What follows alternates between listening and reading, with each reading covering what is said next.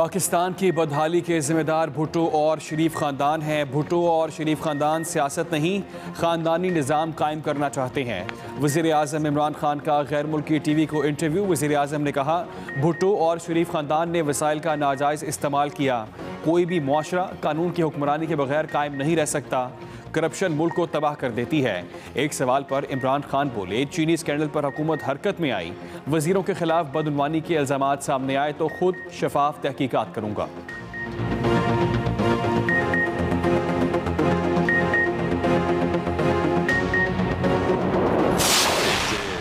Any strike in Pakistan, Pakistan will respond exactly the way Pakistan responded in February 2019 when they did a strike in Pakistan. Pakistan will have to respond. It is this fascist BJP government in India, which if it does that, which it did before too, then I mean it risks two nuclear armed countries coming face to face.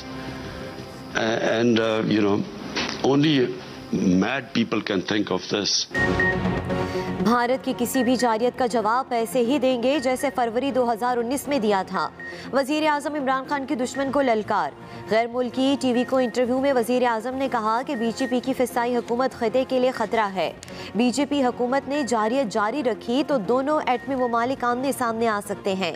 مقبوضہ کشمیر ایک بڑے قید خانے کا منظر پیش کر رہا ہے۔ 80 لاکھ کشمیری کھلی جیل میں زندگی بسر کرنے پر مجبور ہیں۔ مسئلہ کشمیر کو ہر عالمی فورم پر اٹھاتے رہیں گے۔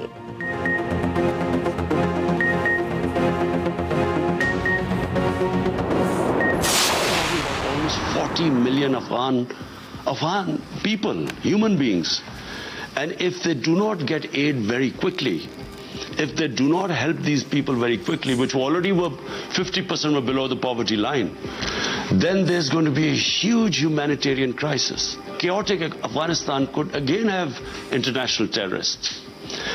Already they have ISIS. Pakistan will be the biggest sufferer because we have a 2,600 kilometer border with Afghanistan. 9/11 میں کوئی افغان شہری ملوث نہیں تھا۔ افغانستان پر امریکہ کا جنگ مسلط کرنا جنونی عمل تھا۔ وزیر اعظم عمران خان کا غیر ملکی ٹی وی کو انٹرویو۔ وزیر اعظم نے عالمی برادری کو خبردار کرتے ہوئے کہا، افغانستان کے معاملے میں پاکستان مشکل صورتحال سے دوچار ہے۔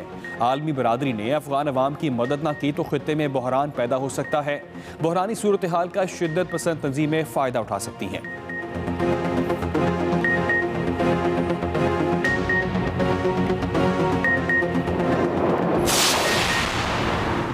اسلام آباد میں OIC وزراء خارجہ کونسل اجلاس کی تیاریاں۔ سیکرٹری جنرل حسین ابراہیم اسلام آباد میں موجود۔ بنگلہ دیش بھی 9 سال بعد اپنا وفد پاکستان بھیج رہا ہے۔ وزیر خارجہ شاہ محمود قریشی نے میڈیا سے گفتگو میں کہا، افغانستان نازک صورتحال سے دوچار ہے۔ دنیا نے فوری توجہ نہ دی تو انسانی بحران شدت اختیار کر سکتا ہے۔ پاکستان چاہتا ہے مہاجرین باعزت طریقے سے گھروں کو لوٹیں۔ مہاجرین کا بحران پیدا ہوا تو پاکستان اور ایران تک محدود نہیں رہے گا۔ افغانستان میں معطل بینکنگ سسٹم فوری بحال کرنے کی ضرورت ہے۔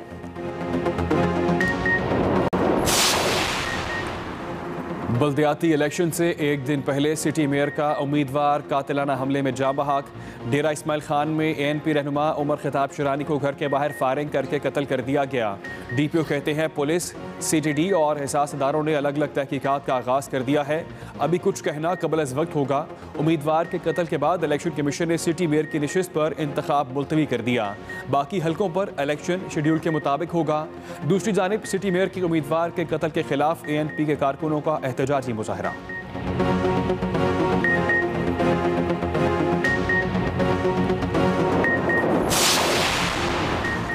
خیبر پختونخوا میں بلدیاتی الیکشن کا پہلا مرحلہ۔ پشاور میں ضلع کونسل ہال کے باہر انتخابی عملے کو سامان کی ترسیل جاری۔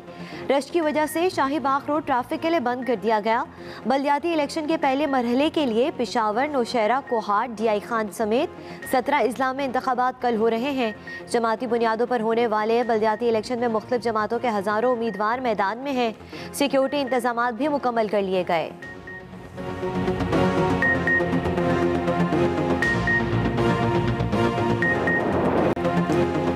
पंजाब के मैदानी इलाकों में आज भी धुंध का राज। हद निगाह में कमी की वजह से मोटरवेज कई मकामात से बंद करना पड़ी। उधर फिजाई आलूदगी और स्मॉग में मामूली कमी के बावजूद लाहौर आलूदा तरीन शहरों में पहले नंबर पर। धुंध की वजह से ट्रेनों की आमदोरफ्त ताखीर का शिकार। एयरपोर्ट्स पर फ्लाइट शेड्यूल भी मुतासर। पंजाब के दीगर शहरों बहावलपुर, फैसलाबाद, मुल्तान और गुजरांवाला में भी फिजाई आलूदगी और स्मॉग की वजह से सांस लेना मुहाल है।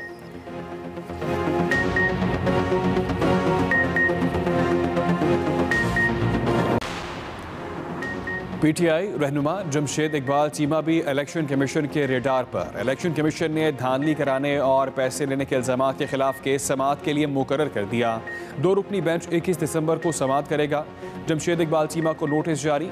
इलेक्शन कमीशन ने इल्जामात पर सबूत तलब कर रखे हैं।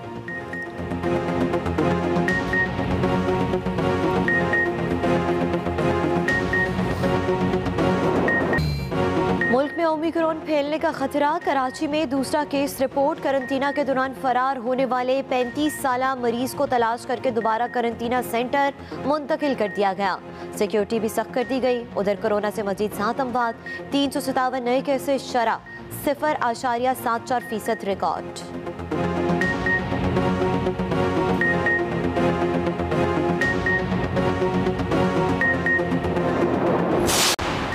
रायवंड जाती उमरा में शादी के शादियाने। जुनेद सफदर के वलीमा की शानदार तकरीब। मरियम नवाज ने नीले रंग का सूट पहना। तस्वीर सोशल मीडिया पर वायरल। शहबाज शरीफ, हमजा शहबाज और पार्टी रहनुमाओं समेत दीगर मेहमानों की शिरकत। तकरीब में शहबाज शरीफ भी मरकज़े निगाह रहे। साथ सेल्फी बनवाने वालों का रश रहा। जाती उमरा रिहाइशगाह को लाइटों से सजाया गया। बगैर दावत नामे के किसी को दाखिले की इजाज़त नहीं थी।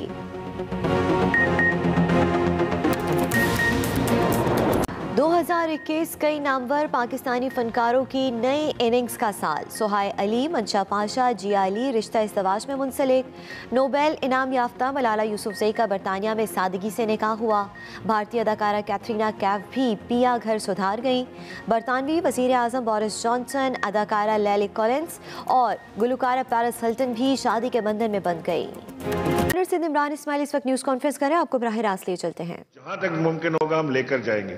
ये पहले एक दूसरे को कहते रहे कि जी वो कोई लड़काना की सड़कों पे घसीटने जा रहा था, किसी को कोई जो कह रहे थे कि जी हम उनको लाहौर की सड़कों पे घसीटेंगे। जब प्रेशर आता है आप देखेंगे ये इकट्ठे हो जाते हैं सारे, और ये इकट्ठे रहेंगे क्योंकि करप्शन के ये करप्शन के पार्टनर्स हैं। एक दूसरे की करप्शन को छुपाने के लिए, एक दूसरी करप्शन को बचाने के लिए ये काम ये करते हैं। कौम को गलत रास्ता दिखाना, कौम को गलत तरफ ले जाना इनका शेवा है। इन्होंने हमेशा जिंदगी भर ये काम किया है कि चमक दिखा के कौम को, और ये अपना काम कर जाते हैं। हाथ हथेली पे चांद दिखाते हैं कौम को कि जी हम फलानी चीज करने जा रहे हैं, हम हाईवे बना देंगे और हम ये कर देंगे।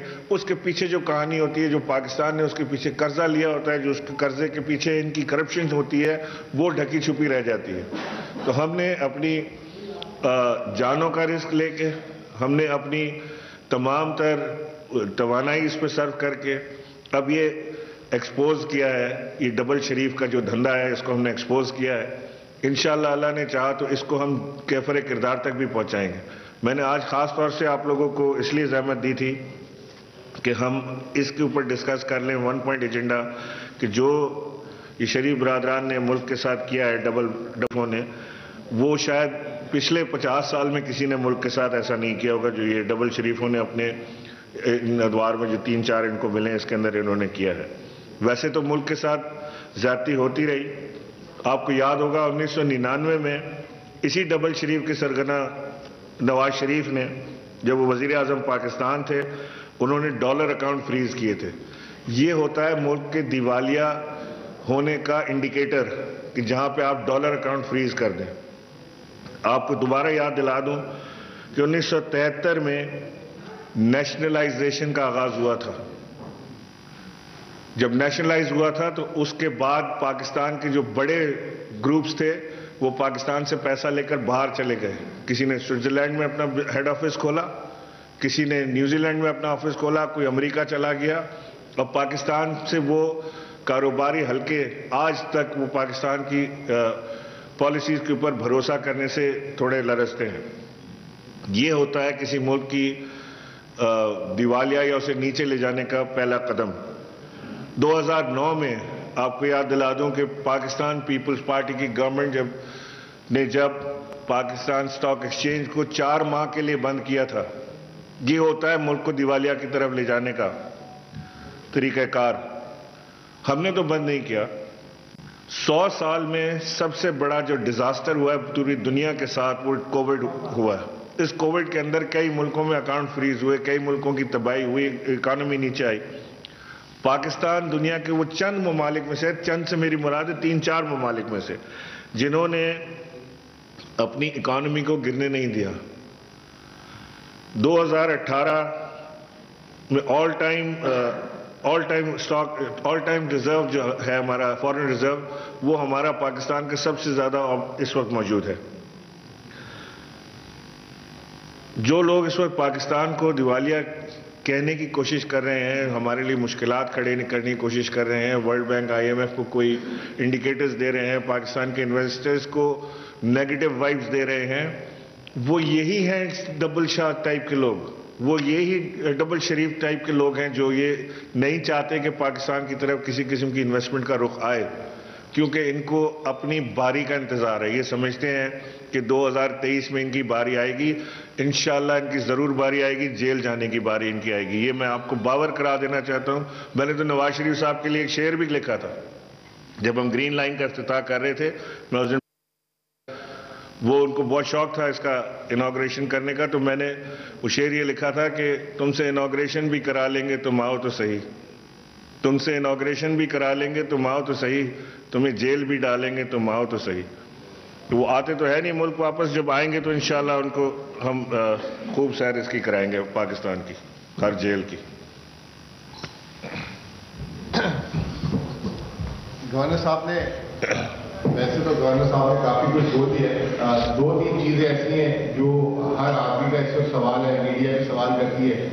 वो है महंगाई, और महंगाई के बाद जो आजकल जो थोड़ा सा गैस का क्राइसिस वगैरह चल रहा है।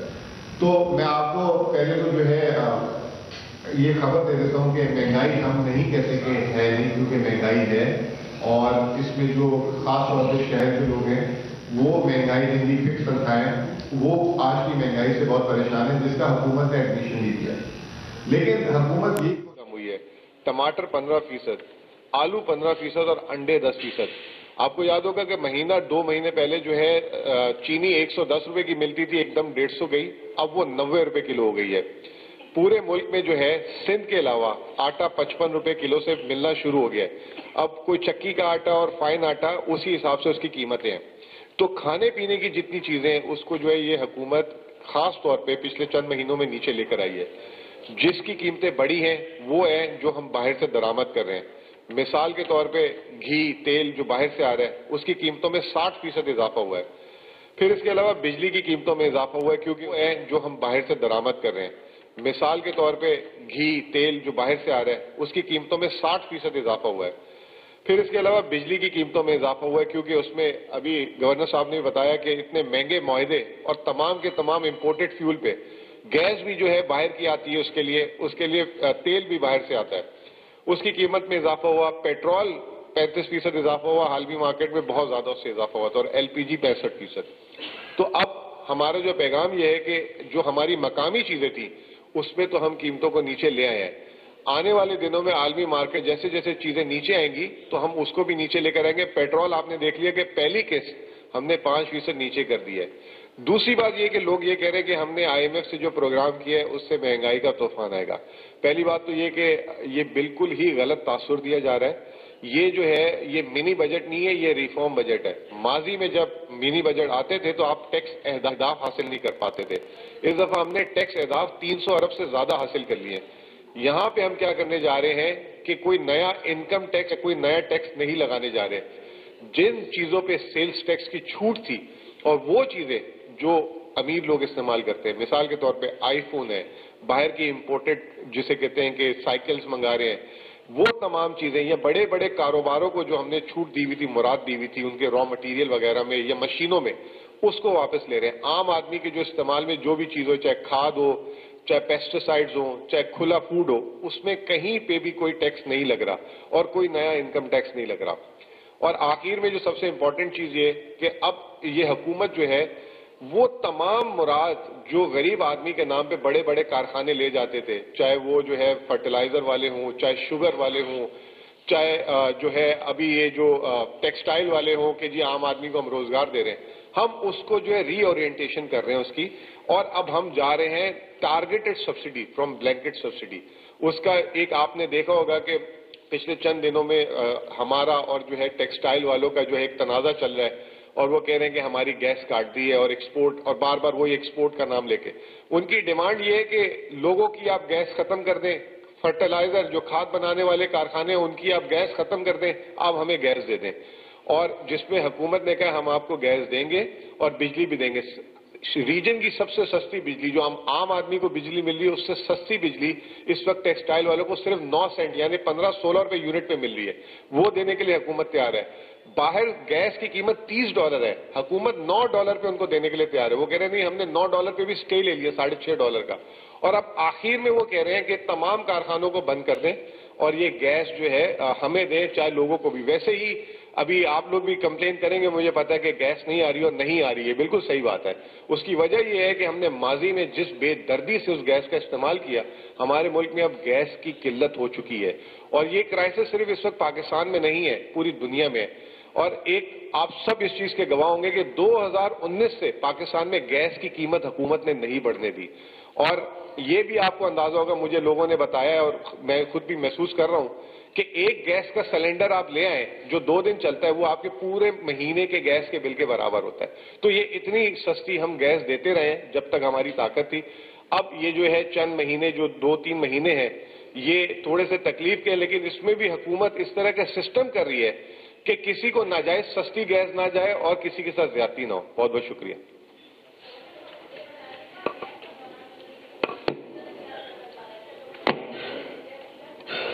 سوری، میں نے کچن جا کے نہیں دیکھا، لیکن جو شہر میں اس وقت گیس کی صورتحال ہے وہی یہاں پر بھی ہوگی. اس کے علاوہ اسی پائپ لائن سے آتی ہے.